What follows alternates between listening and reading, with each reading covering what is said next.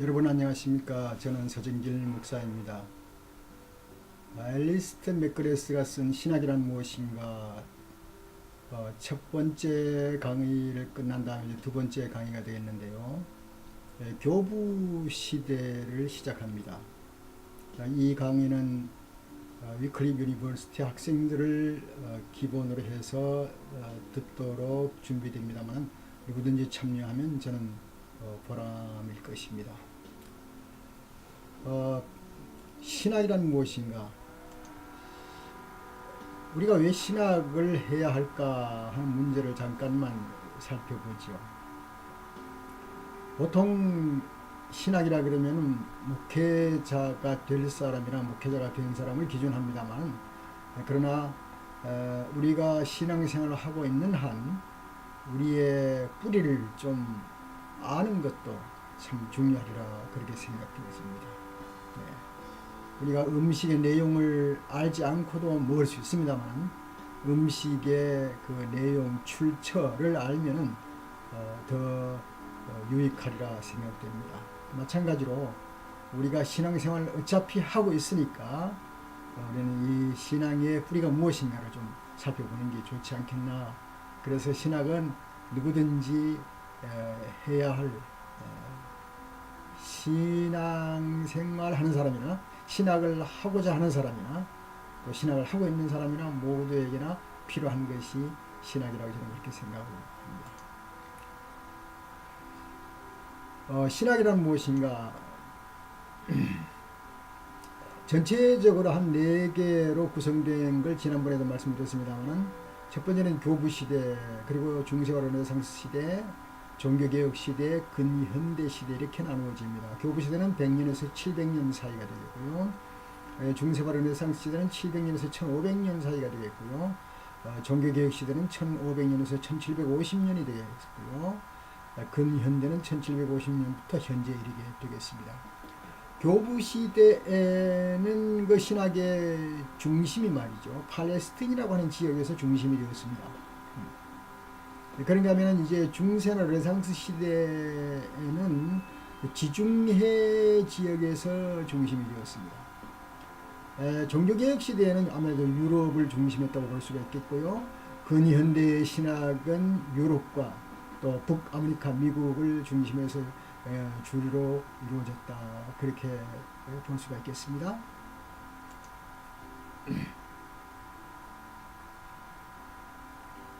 지난번에는 교부 시대 첫 번째로서 현장과 배경 그리고 초기 신학자들에 대해서 좀 살펴보았습니다만, 오늘은 주요 신학 논쟁과 발전이라고 하는 주제로 살펴보도록 하겠습니다.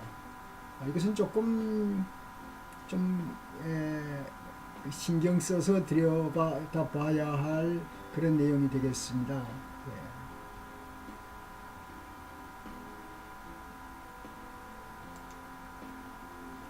이 주요 신학과 논쟁과 발전이라 그러면 이거는 다시 좀 잘 이렇게 변증을 해준다면 논쟁이라는 게 있어야 발전이라는 게 있을 수 있습니다. 논쟁은 참 골칫거리입니다. 그럼에도 불구하고 논쟁 가운데 발전이라는 것으로 진보해 나갈 수 있지 않나, 그렇게 생각되어집니다. 먼저 정경에 대한 일입니다. 정경, 비브리칼 캐논이죠.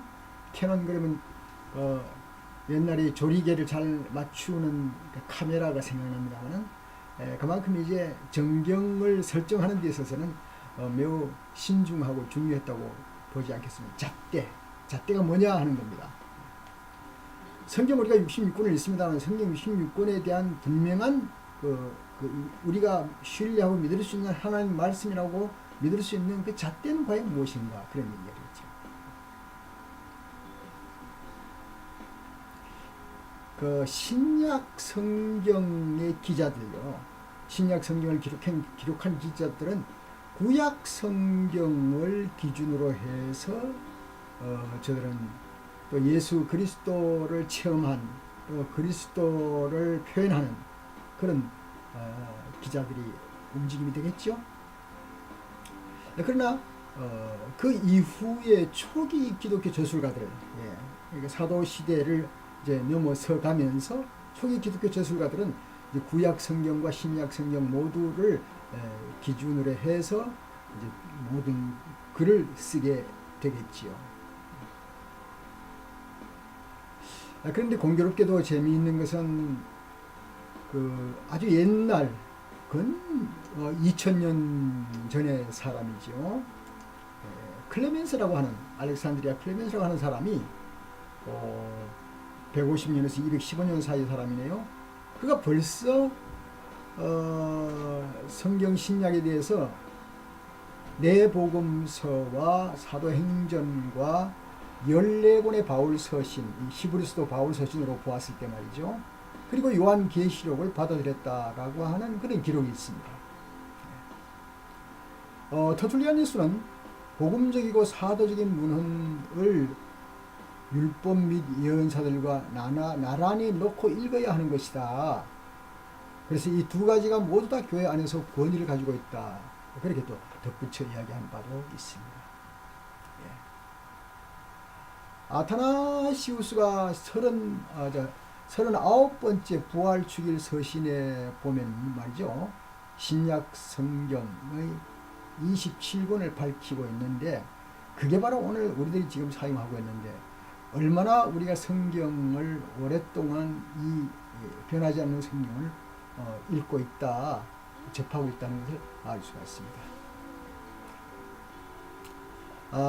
그러나 이제 몇 개 논쟁들이 있는데 그렇게 중요하진 않습니다만 서방교회는 히브리서를, 동방교회는 요한계시록을 포함시키기는 주저했지만 나중에는 다 또 정경 속에 장식을 하게 되었습니다. 그렇다면 이 정경은 어떤 기준에 의해서 이루어졌는가 하는 것이 질문되지 않겠습니까? 도대체 우리가 성경을 믿고 정경이라고 따르지만 어떻게 이것이 정경이라고 규정하게 되었는가, 그런 문제가 있습니다. 그 문제는 사실 생각보다는 간단합니다. 성경이 먼저고 교회가 먼저냐, 뭐 이 두 가지를 좀 놓고 본다면 말이죠. 교회가 성경을 규정했다기보다는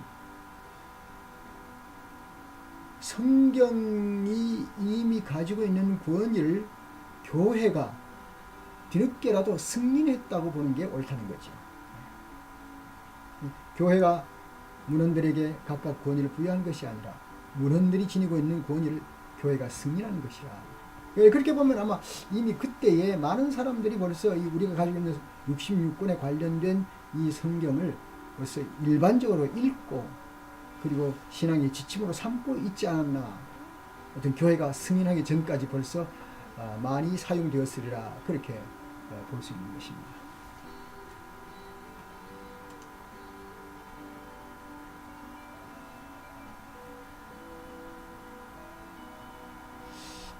그런 두 번째는 전통이 되겠습니다.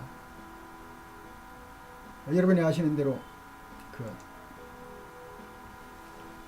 성경과 이 전통은 관련되어 있습니다.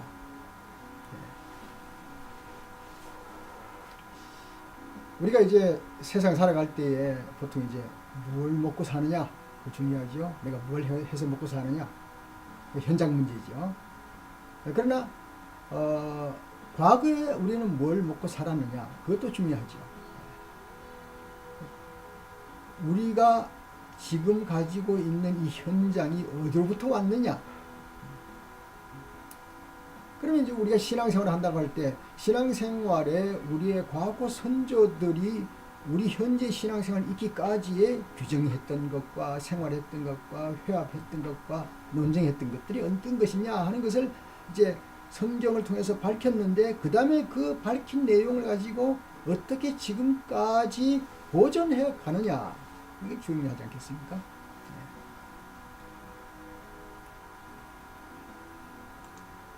그래서 저는 여기에 이제 프레임을 그려놨습니다만, 정경성서의 증언이 필요할 뿐만 아니라 그 정경성서의 증언이 있은 다음에 과연 사도들과 그 교부들이 어떻게 이 정경을 바르게 보존하면서 퇴색되지 않도록 유지했는가 하는 것은 참으로 중요한 것이라고 이렇게 볼 수 있겠습니다.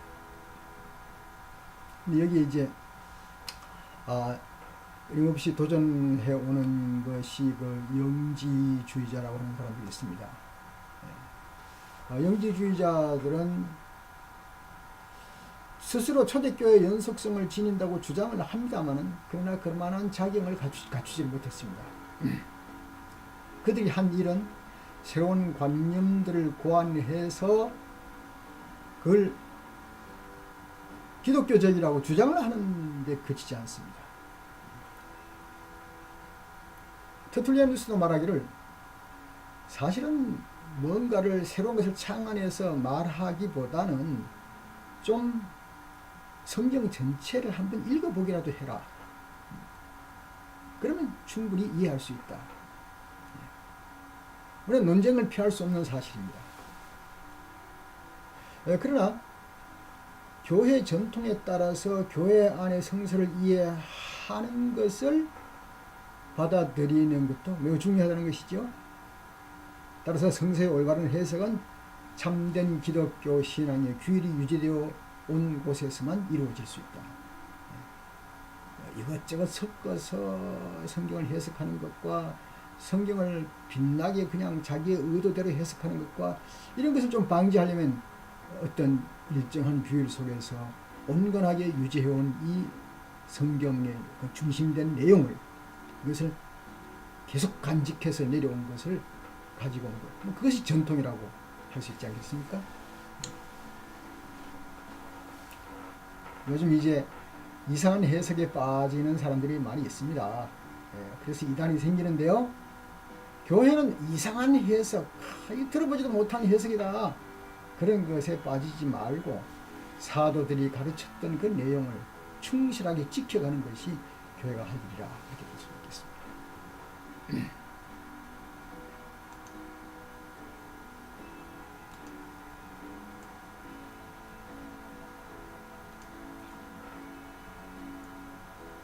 논쟁이 있습니다. 그 발전이 있습니다. 그리고는 그 논쟁과 발전 속에 어떤 함께 결정한 일들이 있습니다. 그것을 이제 신조라 그러죠.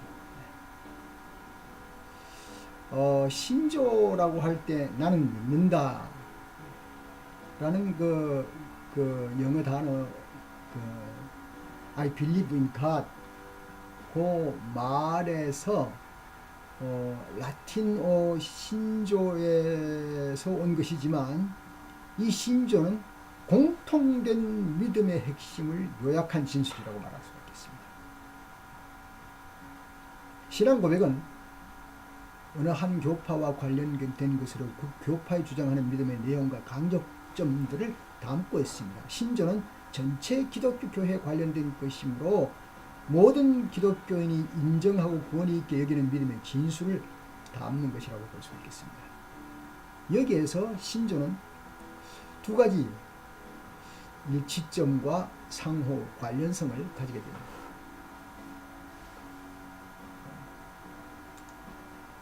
자, 이제 신앙인들 중에서 A라는 신앙인이 있고 B라는 신앙인이 있지 않습니까? 근데 A라는 신앙인이 가지고 있는 신앙의 그 주체, 그리고 B라고 하는 사람의 신앙의 주체, 이것이 서로 일치점이 있을 때 우리는 한 하나님을 섬긴다라고 믿을 수가 있고 함께 예배를 드릴 수가 있습니다. 그럴 뿐만 아니라 일치점을 가지고 함께 예배를 드리면 거기에 관련성을 가지게 됩니다. 그래서 어떤 의미에서는 거룩한 성도의 교제가 참 아주 은혜롭게 이루어지게 되지 않겠습니까? 그런 의미에서 신조란 기독교 신앙의 요점을 간략하게 제시한 공식적인 진술로서 권위가 있어서 누구나 인정하는 것이라고 볼 수 있습니다. 교부 시대에 두 개의 신조가 있었습니다.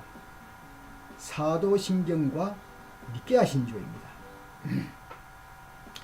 니케아 신조는 우리가 그렇게 자주 보지는 않습니다만, 열람하지는 않지만 거의 사도신경과 비슷합니다. 그러나 사도신경은 우리가 아주 많이 고백하는 것이죠. 그 권위를 인정하고 존중하게 되는 거죠.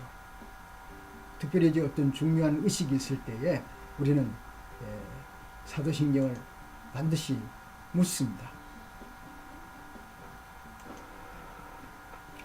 전능하사 천지를 만드신 하나님 아버지를 내가 믿사오며 쭉 이어서 영원히 사는 것을 믿사옵나이다. 아멘이라는 이 사도신경은 I believe in God이라고 하는 영어로 시작됩니다만 여기에서 결국 그 세례를 줄 수 있다 없다 이것을 고백하는 것으로 말미암아 그래서 판정되는 것이죠. 또 세례 받기를 원하는 사람은 이것을 고백하도록 외우도록 권면을 합니다.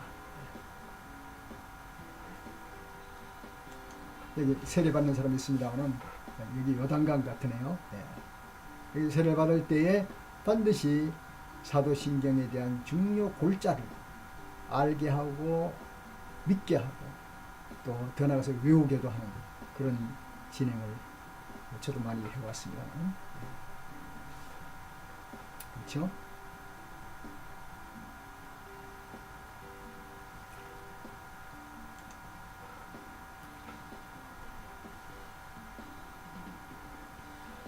그 다음에는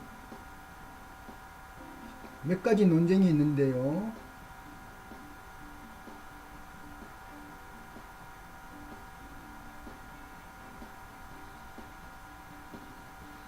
그리스도의 두 본성이라 그래서 아리우스 논쟁입니다.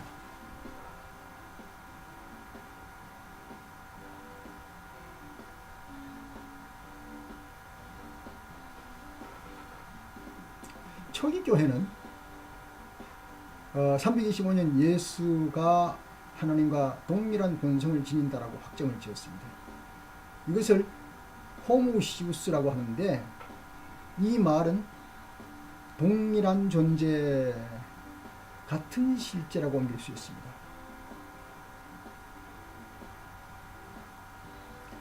이 그리스도론 공식은 기독교인들에게 예수 그리스도가 영적으로 얼마나 소중한 존재인지를 확고하게 제시한 것이라고 볼 수가 있습니다. 그래서 교회 내에서 그리스도론에 대한 합의가 이루어진 후에야 삼위일체의 교리가 발전하기 시작했습니다.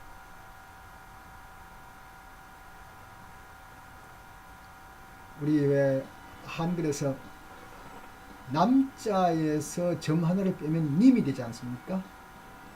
어쩌면 정반대의 표현이 되겠죠. 마찬가지로 헬라어에서 말이죠.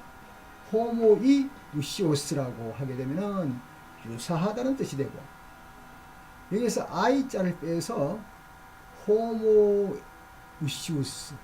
우시오스라고 하면 동일하다는 말이 되겠습니다.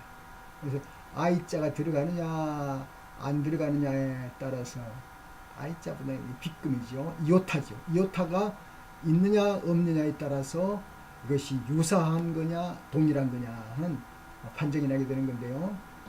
자, 유사한 것과 동일한 것과는 전혀 다르죠.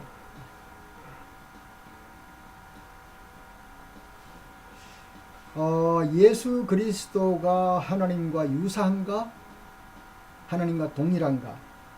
그것은 예수 그리스도는 구원할 수 있는 분이신가?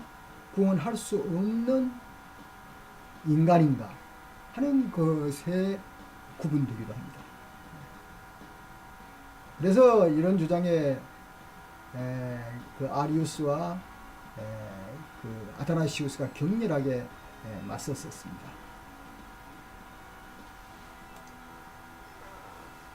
여기 보면 이제 이 논쟁이 간단하지 않았습니다.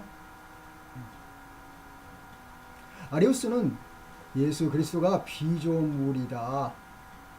신성을 부인한 겁니다. 아타나시우스는 예수 그리스도는 하나님이시다. 신성을 인정한 겁니다. 아리우스는 예수 그리스도는 구원으로는 부적합하다. 아타나시우스는 구원에 적합한 것이다. 왜냐하면 신성이시기 때문에. 그래서 나중에 아리우스는 이단으로, 아타나시우스는 정통으로 분리가 되었습니다.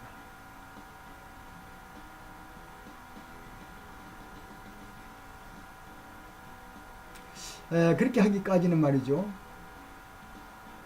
많은 공의회가 열렸습니다.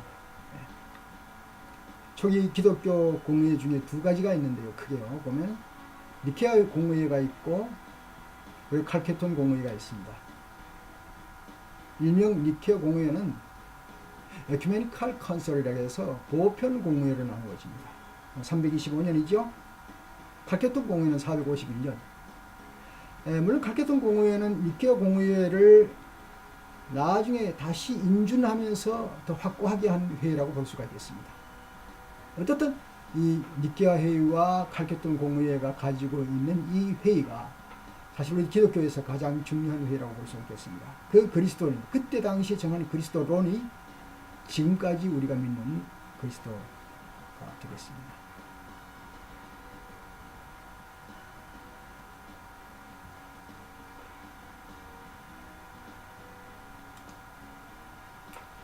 그게 마치면서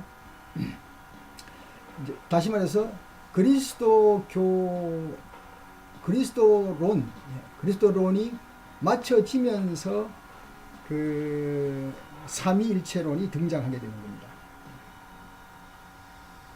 초기 교회 그리스도론 논쟁이 해결되자 삼위일체의 교리가 명시적인 형태를 갖추기 시작했는데요. 그것은 우리가 아는 대로 성부, 성자, 성령 세 위격이 존재하고 이 셋은 신성에서 동일하고 지위에서 동격이다.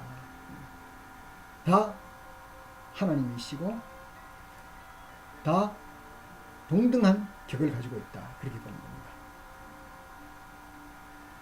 삼위일체를 둘러싼 주요 논쟁들은 점차로 삼위일체의 근본적인 타당성, 이지만 삼위일체가 타당한 말이냐 아니냐는 그걸 넘어서서 이제 점차로 어떻게 이해를 하면 바르게 이해할 것인가 하는 문제를 취급하게 되었습니다. 사실 저도 이 삼위일체에 대해서 공부를 하면서 믿기는 믿어요. 믿는데 누가 설명하라 그러면 이 설명이 이렇게 했다가 저렇게 했다가 고체와 액체와 기체로 표현하기도 했다가 빛과 열과 그리고 광선으로 표현하기도 했다가 클로바의 세입을 얘기하기도 하기도 했다가 많이 합니다만은, 그러나 이제 사실은 보다 더 이제 그렇죠. 그래서 보다 더 이제 초기 교회에서도 이게 믿는 걸 우리 믿을 수 있다. 그러나 이걸 어떻게 이해할 것인가, 이해시킬 것인가 하는 것에 중점을 두었습니다. 아마 여기에만 그 논리라든가 철학이라든가 그런 부분에 도움을 받아야만 되겠죠.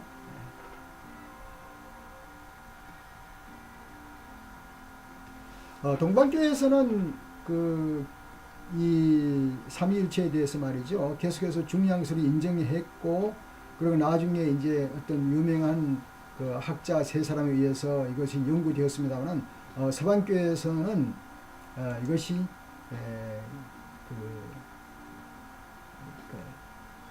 사랑의 방법, 삼위일체는 단일성이다 하는 그 주장보다는 이게 아마 하나님이 우리를 사랑하는 방법의 다양성을 우리가 이해하자 하는 쪽으로 아우구스티누스는 설명을 하게 된 겁니다.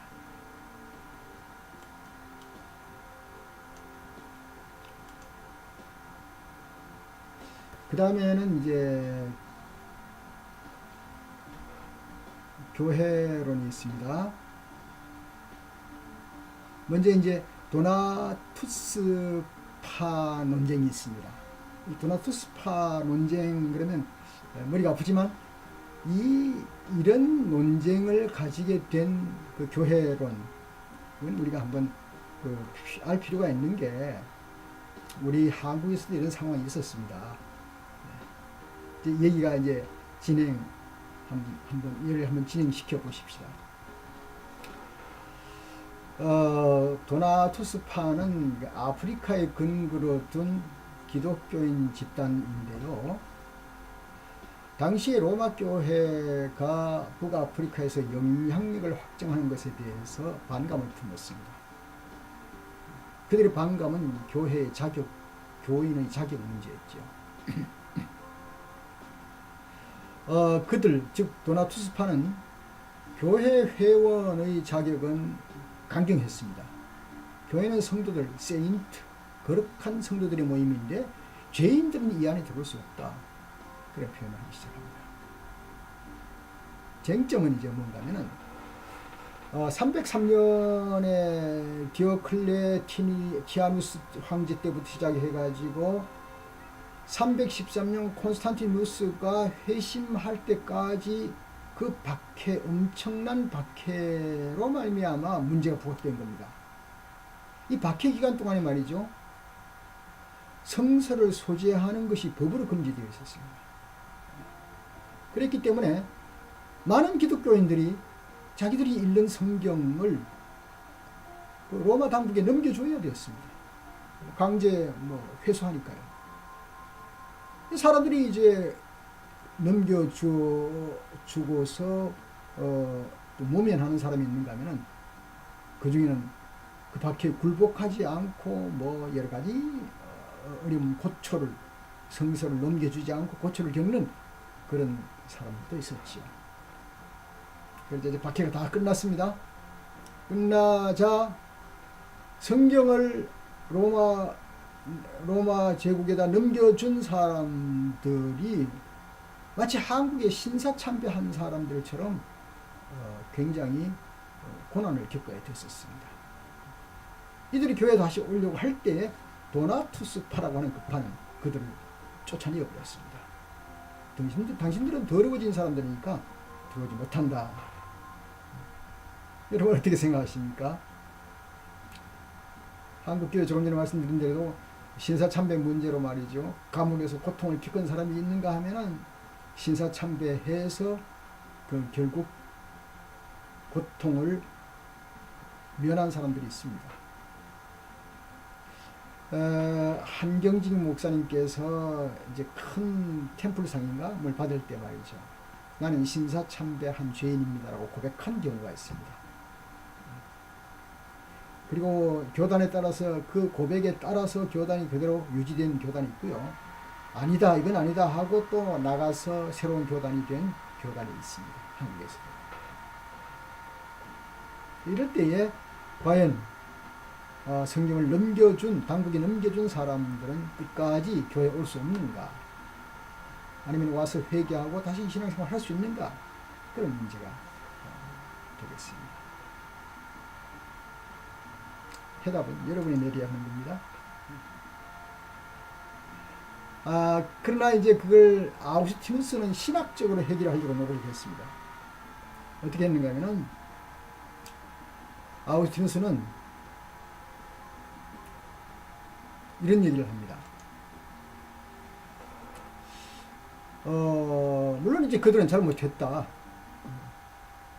그런데 교회에서 신앙생활 할 사람은 사실은 죄인들과 성도들이 섞여서 신앙생활을 하는 것이다. 어떤 의미에서는 성도라 하지만 다 죄인이다. 그런 표현을 하는 거죠.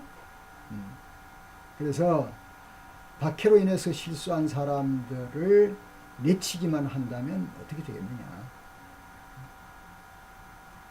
그리고 어떤 성결하다고 할 때에 그 목회자나 어떤 개인의 성결보다는 예수 그리스도의 성결함이 이 안에 있지 않느냐, 그런 표현입니다. 그래서 예수 그리스도의 성결함이 이 안에 있기 때문에 혹시 성경을 로마 제국에 제출한 사람도 성례전을 한다면 성례전을 하는 그 사람이 거룩한 것이 아니라 예수 그리스도께서 거룩하니까 그는 역할로서의 어떤 타당성이 손실되지 않는다. 그래서 아우구스티누스는 교회 내에서 결국 그런 큰 사건 이후에 신앙생활을 그들도 들어와서 할 수 있다는 문을 열어주게 됩니다. 저도 어릴 때 신앙생활 할 때요. 저를 가르친 주일학교 선생님이 교회를 안 나와요. 나는 복음을 받아들였는데.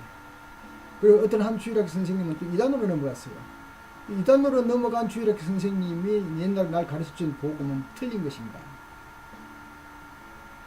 또 이런 것도 있잖아요. 군대에서 이제 세례를 줍니다만 세례 줄 때에 일하기 싫어서 노동하기 싫어서 주일날에 교회 갑니다. 근데 교회 그날따라 세례를 줍니다. 세례를 받아야죠. 그 세례가 합당한가 부당한가 그런 문제가 잡다하게 많이 있습니다만 우리가 각자 생각해볼 문제죠. 그래서 진행되는 문제가 은총의 문제입니다. 은총론이 대두되는 거죠.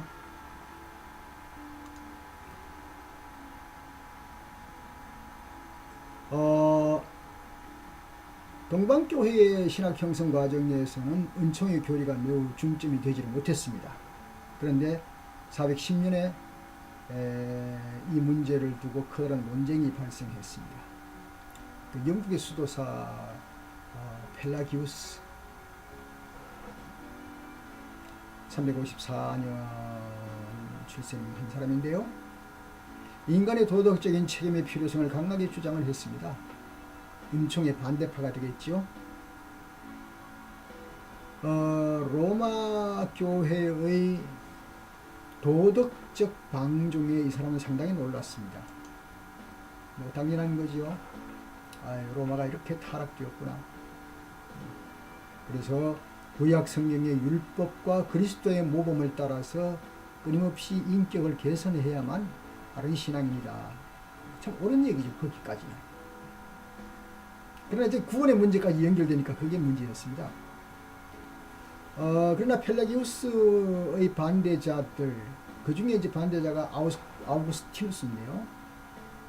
그들의 눈에 보면은 저들이 하나님의 은총을 모르고 있다는 겁니다. 네. 우리가 살아가는 건 하나님의 은총으로 살아가는 건데, 하나님의 은총을 전혀 모르니, 그걸 어떻게 신앙이라고 할 수 있겠느냐, 그런 얘기입니다. 하나님의 은총을 무시한다는 건 뭔가 하면은 구원의 주도권이 내 자신에게 있다는 얘기입니다. 그래서 아우구스티누스는 펠라기우스 주의를 강하게 반대했습니다. 기독교인의 삶은 처음부터 끝까지 모든 면에서 하나님이 구원하는 것이다. 이렇게 주장했습니다. 왜냐하면 아우구스티누스에 의하면 인간은 죄로 물들어 있는 왜곡된 의지를 지니고 있고 그 왜곡된 의지로 말미암아 인간은 하나님께 멀어지는 것이다.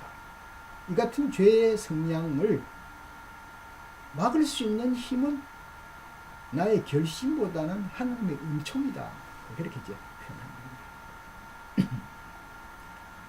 표현합니다. 아우구스티누스의 사상에서 핵심 주제는 뭡니까? 인간은 타락한 것이다.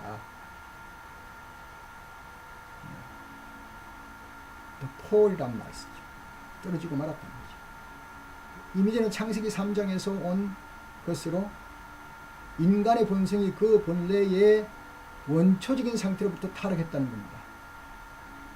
따라서 인간의 본성의 현 상태는 하나님의 의도했던 원래 그 본성과는 전혀 다르다. 원래 질서가 무너졌다. 타락했다. 피조물이 하나님께서 처음에 정해 두신 것보다 더 낮은 수준의 몸으로 만다 말았다.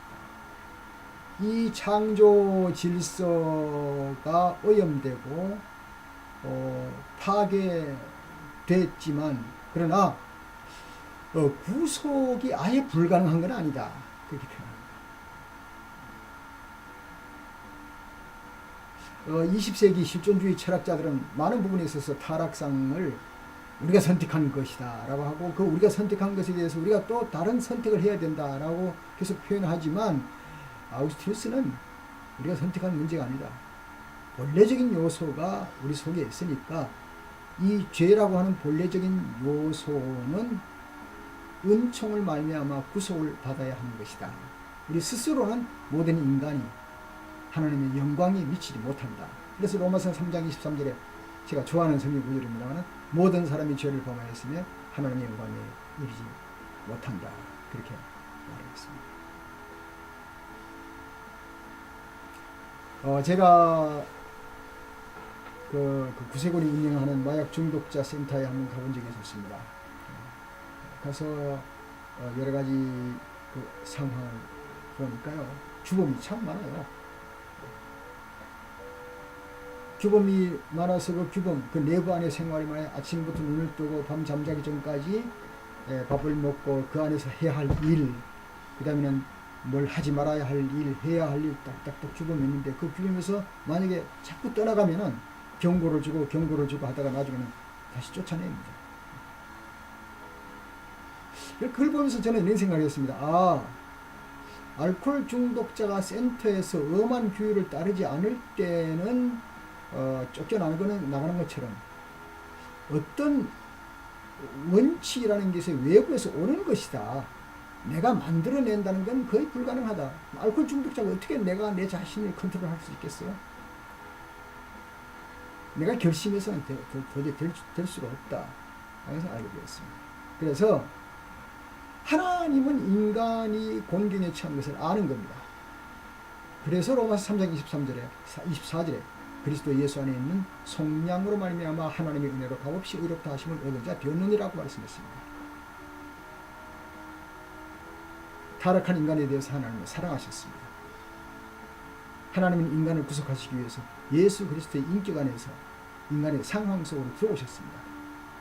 하나님이 세상을 이처럼 사랑하사, 이 세상은 엉망입니다. 엉망진창입니다. 그러나 그 세상을 하나님이 사랑하셔서 이 땅에 구속의 사건을 일으키신 것이죠. 그래서 이것을 아우구스티누스는 은총이라고 말을 하고, 은총이라는 것은 격을 따지지 않고 공로와 상관없이 베푸시는 선물이다. 이래서 이 아우구스티누스가 비록 교부 시대 사람이지만 나중에 종교개혁자들에게 아주 훌륭한 그 선생이 된 거죠. 지금도 우리는 이 신앙을 지키니까요. 사실은 천주교가 공로를 중심한다고 우리가 믿고 있지만 원래 아우구스티누스는 은총을 그렇게 중요시 여겼던 것입니다. 너희가 그 은혜를 인한 믿음으로 말미암아 구원을 얻었니. 그래서 너에게서 난 것이 아니요 하나님의 선물이라. 인에서 난 것이 아니니 이는 누구든지 자랑치 못하게 하려 합니다.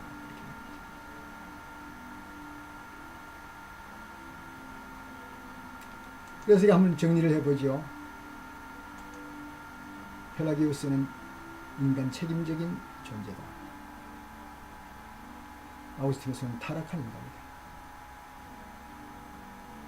기능이 있어서는 여기 줄이 하나 쳐져야 되는데, 구원의 기능이 인간에게 있다. 하나님이 구원의 기능을 줬다는 거죠. 아우구스티누스는 구원의 기능을 인간은 상실했다. 구원, 인간의 공로에 의해서 구원을 얻을 수 있다. 아우구스티누스는 은총으로 인한 구원이 있을 따름이다. 그렇게 표현했었죠.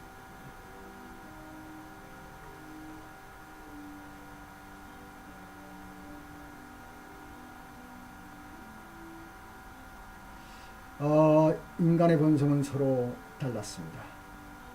아우구스틴이 인간의 본성이 약하고 무능력하고 타락했다고 보았지만 펠라기우스는 인간이 자율적으로 자족할 수 있다고 보았습니다. 아우구스티누스가 볼 때 인간은 구원에 이르기 위해서 하나님을 의지할 수밖에 없다. 펠라기우스가 볼 때는 하나님이 할 일은 구원을 이루기 위해서 인간이 할 일이 무엇인지 제시하는 것뿐이었다. 인간은 아무런 도움도 받지 않고 그 조건들을 충족시켜야 한다.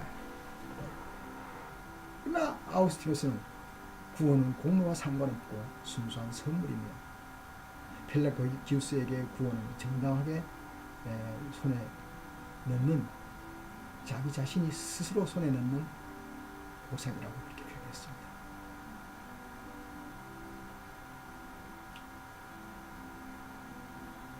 우리가 생각해 보십시다. 어떤 일을 해야 하나님께 마땅합니까? 내가 공로로 구원을 얻는다 그러면 어떤 일을 해야 공로가 쌓아지는 겁니까? 한국 사람의 선이 다르고 미국 사람의 선이 다릅니다. 유럽 사람들과 아프리카 사람들의 선의 기준이 다릅니다. 원칙도 다르고 삶의 방법도 다르고 물론 문화도 다릅니다. 그래서 진정한 정의가 무엇이고 진정한 선이 무엇인가 하는 것은 사실상 모호할 뿐입니다. 자기 딴에는 최선을 다해서 최고 일을 한다고 하지만 그것이 얼마나 악한 일이 될지는 아무도 모릅니다. 원자탄을 만들 때는 최선을 가지고 만들었겠지 않겠습니까? 그것이 어떤 결과를 가져올지는 아무도 모릅니다. 은총 이해를 좀 더 다룬다면 인간은 자기 힘으로 구원을 이룰 수 없고 하나님의 은총의 선물을 받을 뿐이다. 하나님은 구원받은 사람들을 미리 선택했다는 그런 예정론까지 거기에 등장하게 됩니다.